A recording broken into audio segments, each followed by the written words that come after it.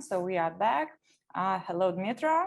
Can you hear me? Hello. Yeah, I'm here. Thank you. So today we have Dmytro Iarovyi, is a lecturer and doctoral student at Vytautas Magnus University. He also teaches at the Kyiv School of Economics and is a non-resident fellow at the Institute of European, Russian, and Eurasian Studies at George Washington University. He is an expert of political psychology, practices of communication. His today's topic is practices of civil confrontation in social media. The presentation will explore the practices of civil confrontation and disinformation in social media, which is a fruitful environment for setting up group polarization. Some experiences from Ukraine will also be discussed. So please, screen is yours. Thank you very much, Ilona. Let me share my presentation. So I hope you can see it. We now. can see editing window, and now we can see full screen. So please. Okay, that is great. Thank you very much. So the social media has long been an integral part of our modern life, a source of information, but unfortunately sometimes not only valuable information. And today I wanted us to have a look at the social media as a discursive platform, discuss the distinguishing features of communication in that field, and how group polarization in this field is taking place. Social media empowered a new age in disinformation and propaganda, which was discussed today as well. And of course, the outburst of consumer-generated media in the social media poses a question about the control over information, brings up some ethical dilemmas like the freedom of speech. And of course, the legislators, politicians, scientists, the society, which is the most important here, probably have not reached a consensus over how it should look like in terms of freedom of speech in social media, and there is no clear answer here. And I wanted to start talking about the social media with this news. So on July 12th of July last year, James Webb Space Telescope, the most powerful ever launched into space, began scouring the universe. And Professor Etienne Klein, research director from the French Alternative Energies and Atomic Energy Commission, published this image taken by the telescope. And he said that it's Proxima Centauri, the closest star to our solar system. And in a few days, he explained that, in fact, and a lot of people reacted to it, a lot of people reposted it. It was like 90,000 of reposts or something. But after that, Professor Klein informed the public that it was not a star, not a Proxima Centauri, it was a piece of chorizo.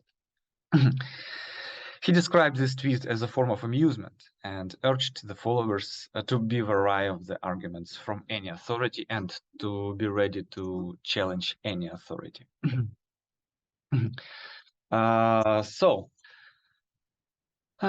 Speaking about the features of the communication in the social media, I wanted to focus on several characteristics distinguishing it. It has an it is an open communication environment.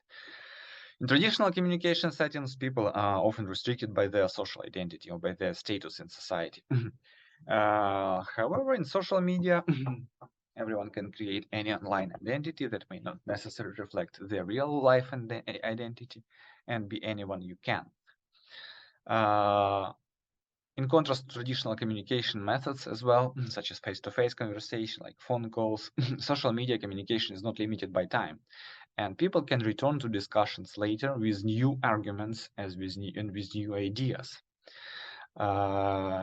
Together with the low level of censorship, self-censorship, and lower responsibility of communicators, it makes the whole platforms much more open. This leads to a greater diversity of voices and ideas, of course. But it can also result in the spread of misinformation, disinformation, hate speech, and other harmful content. Social media communication is not limited to specific groups of people or specific location, and it it may lead to greater understanding and cross-cultural exchange, but it can also lead to misunderstanding and conflicts. And the permeability of communication boundaries means that any person can intervene in any dialogue, public dialogue between like two people who may respect each other, and start like calling the names. Yeah, and the discussions are in this environment are again uncontrollable.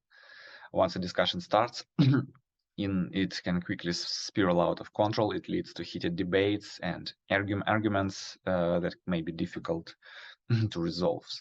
And this can lead to a breakdown in communication and may cause people to feel frustrated, angry, or disheartened. However, yeah, despite I mentioned these features, but we all know that there are information bubbles, which is another aspect of social media deserving attention. It refers to the phenomenon when people tend to consume and share information that confirms their existing beliefs and opinions, leading to like an echo chamber effect that reinforces their pre-existing views and may lead to a lack of exposure to diverse perspective. So people believe that everyone thinks the same due to being restricted by these information bubbles. It, of course, limits the understanding of complex issues and contributes to the polarization and division in society as well. Social media users have access to enormous amount of information, of content, and opinions on any given topic. And this can be overwhelming and lead to decision paralysis sometimes, as people struggle to sort through the massive amount of information available. And moreover, not all of this information is reliable or accurate, and it can be challenging to distinguish between what is trustworthy, what is unreliable. This paradox of plenty, when there is a competition for attention of the information consumers, not the competition of the information consumers for the sources, leads to clickbaits, leads to media and policy and opinion makers generating like loud clickbait news to attract more attention. And since the social media is a breeding ground for debate and argumentation, people are more likely to express their opinion, and which leads to create of the massive bank of arguments on any topic. From one point, this can be a valuable resource for people who are interested in exploring different perspectives and arguments, but it can also be overwhelming to navigate. And of course, not all of these arguments are constructive. Social media is a dynamic environment. So the communication is characterized by a rapid exchange of information and opinions. People can respond to each other like in real time, creating a sense of immediacy. From one point, again, it's positive since it allows for quick and efficient exchange of ideas, but it contributes to the sense of impulsiveness and lack of reflection, lack of attention. And people may respond without fully considering the implications of their words. And since the social media platforms are designed to be engaging and attention-grabbing, like with notifications, with alerts constantly vying for users' attention, this can lead to a sense of distraction and disorientation, as users struggle to keep up with the contacts, like influx context stream of information. And social media, of course, may be addictive. And finally, since we are coming to the society 5.0 and this communication is mediated by technology, it may unfortunately generate and lead to the sense of detachment and distance. And since communication channels are limited to text-based messages, emojis, images, it may be very difficult to grasp emotions, to convey nuances. So social media communication may lack the richness of non-verbal communication, like facial expressions or body language, which also leads to misunderstanding or misinterpretations. It's very difficult to identify sarcasm, irony in the social media, which sometimes causes confrontations between the people who share the same views, in fact, and are not able to detect sarcasm in the message of their like-minded people. And with all that in mind, we have the situation when the group polarization is spread in social media. And group polarization somehow depends on the positions of the participants. Like if people hold extreme positions on a particular issue, they are more likely to seek out and engage with others who share their views. And again, they have a feedback loop in which group members reinforce each other's beliefs, leading to even more extreme opinions over time. And due to all the above mentioned characteristics, like dynamics, like open character of communication, like the large scale, group polarization in social media, unfortunately, occurs faster and more radically than in offline environment, which has an unfolding effect of the civil confrontation in the society in general. To speak about the civil confrontation, it's a form of group confrontation, of group conflict, somewhere between social tension and between social contact, when there is a crystallization of value contradictions among parties, and it has a potential to develop, but it's still not deep enough to claim that we are having a deep social conflict in the society.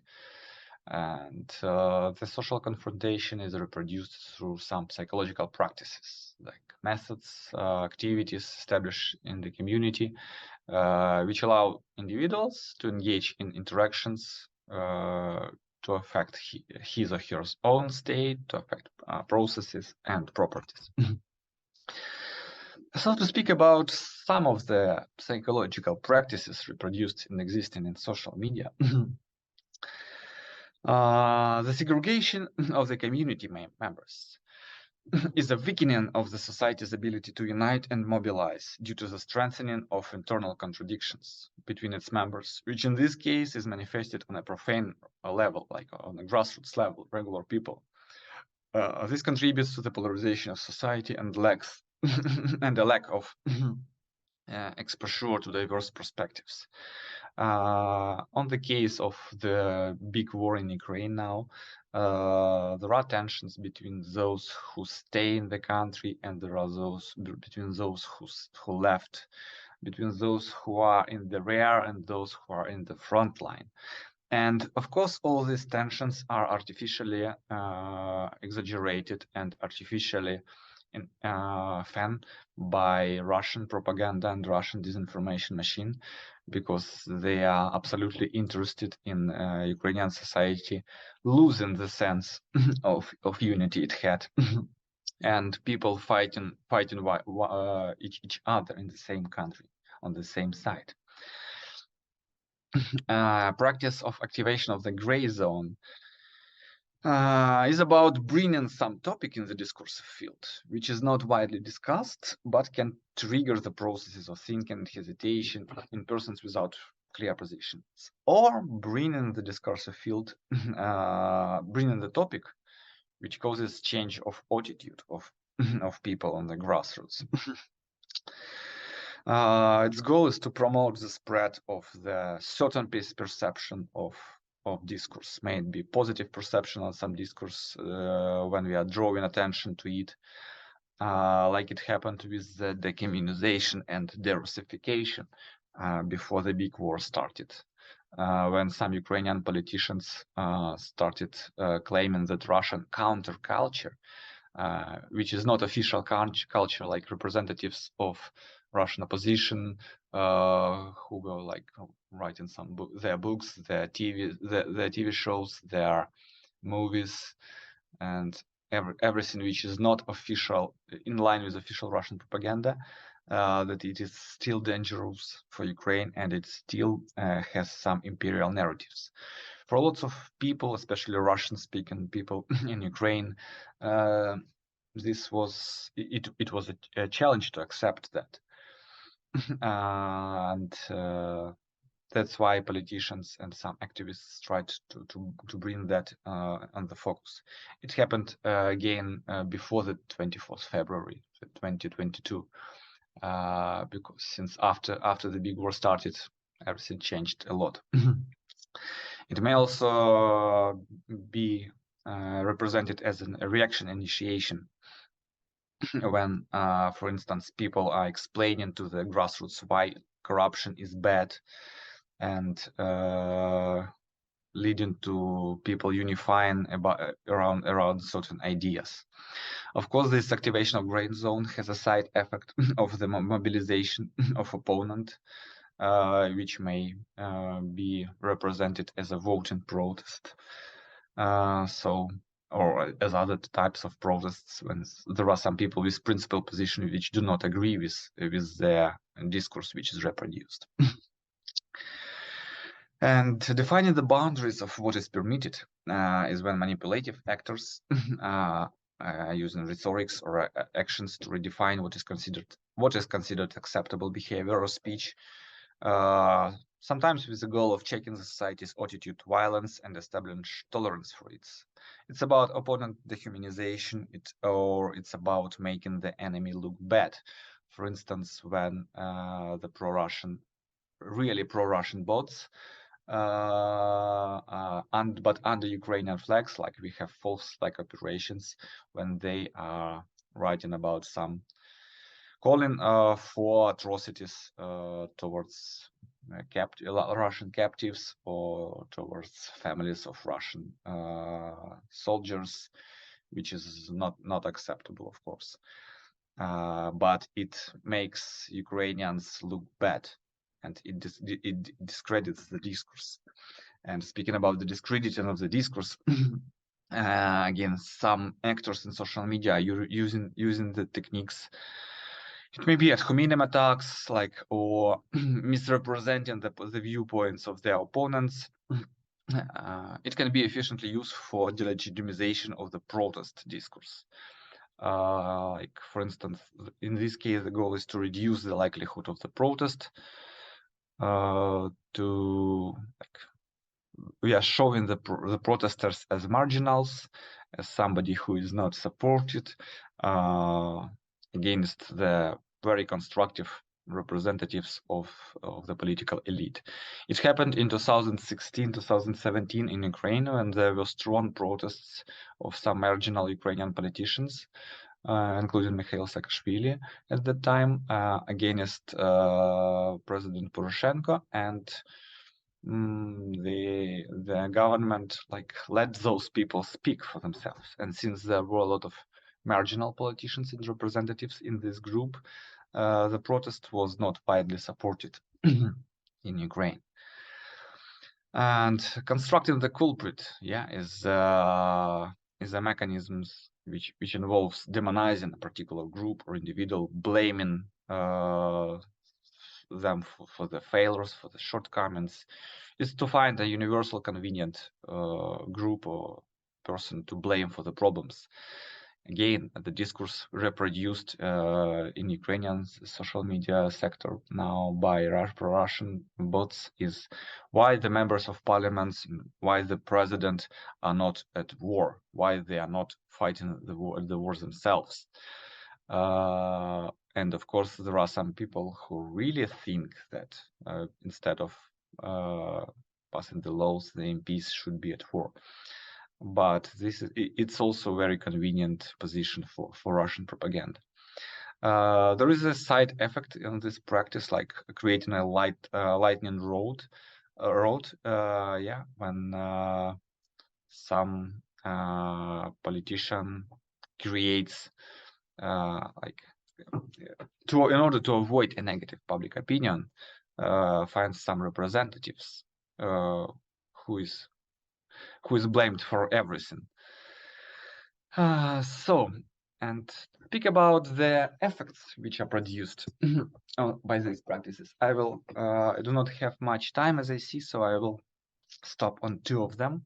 It's the effect of monotony and the effect of desensitization.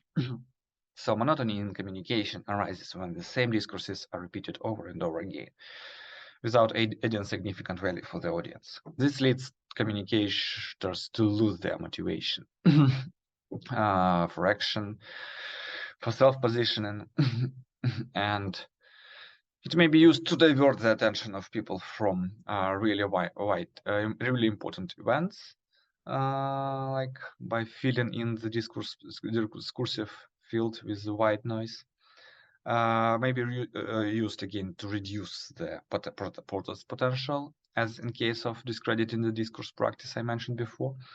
By constantly repeating the same messages, like it creates a sense of apathy or resignation among the audience, making the audience less likely to engage in collective action. And to this certain creating a fatigue, like constant repetition creates a sense of boredom among the audience, which makes more difficult for communication to generate interest and engagement, and can lead to decline in participation or decline in attention. For instance, it's what we are afraid may be promoted by Russian propaganda for the free world's taxpayers and voters to build up the fatigue of Ukrainian discourse. And since in the free world the politicians are ruled by the voters and taxpayers, it may deteriorate the support of the Ukrainian fight right now. Again, it may be used to make people tired of the protests inside the country. And the effect of the desensitization is a creeping loss of sensuality by the society, like dehumanization of the enemy. It may be used to facilitate the imposition of aggressive ideas or actions, or prepare people to tolerate discursive violence or physical violence by normalizing aggressive behavior. It can make communicators can make the audience to be more tolerant towards the violence and towards the dehumanization. And finally, how to distinguish the manipulation in social media. These are pretty general advices. Like the manipulators are often using the emotionally charged language to sway people's opinion, or inflammatory language, or appeal to people's fears or prejudices. It is important to consider the credibility of the source or author of a piece of information, how reputable and reliable it is, and if the author is an expert in the topic or just has won this publication with manipulative language. If there is some presence of some verifiable facts is the news media the piece of news supported by the evidence. Of course, it's important to pay attention to the offline contexts, like what is happening and who benefits. When evaluating a piece of information, it's important to consider who benefits if you share this piece of news. If we are sharing this news, even if it may be true, like in case of malinformation, which is true information, but shared with bad purposes. Who benefits if you share this news? If there is a clear agenda or motive behind this information, and if you should engage in liking and clicking this news, if it helps your cause, if it helps your plans. So I'm most probably done for now, and I'm done with the presentation, and I'm ready for the questions. Okay, thank you for your presentation. So we would like to know, our audience would like to know, so maybe you can define what steps can individuals and social media platforms take to promote more civil discourse and prevent the spread of false or misleading information? What can be done, maybe in 3 steps, in 4 steps? Could you tell us? Well, it's an important question because there are everyday practices in this regard, like this fact-checking initiatives and media literacy initiatives. And my question here is, and it's what I'm trying, the question which I'm trying to answer in my doctoral dissertation here, is how these steps, like these everyday activities, promoting media literacy, teaching people, and like debunking the fake news using the help of fact checkers like the elves, which Victor mentioned, or like Vox Check project in Ukraine. Do all these steps contribute to the general resilience of society to disinformation? Does it all make people like more sustainable against that? These initiatives are important and these steps have to be taken, but we probably need some deeper social practices, like educating people, because people are inherently lazy. And even if they possess the instruments how to do the fact checking, they may not engage in that practice. And fake news and the disinformation is sometimes quite credible. I am sometimes being caught by the disinformation, which looks very credible. So I don't know if this is answering your question, but in general, to put it short, fact-checking initiatives and cooperation of fact-checkers with social media is great, and it's important, and it's needed. But we need to study how it impacts the society in the long term. Okay, thank you for your answer and for the presentation. Our next presenter is Thank you so much. already almost ready, so thank you very much, and let's continue. Have a good day. You too.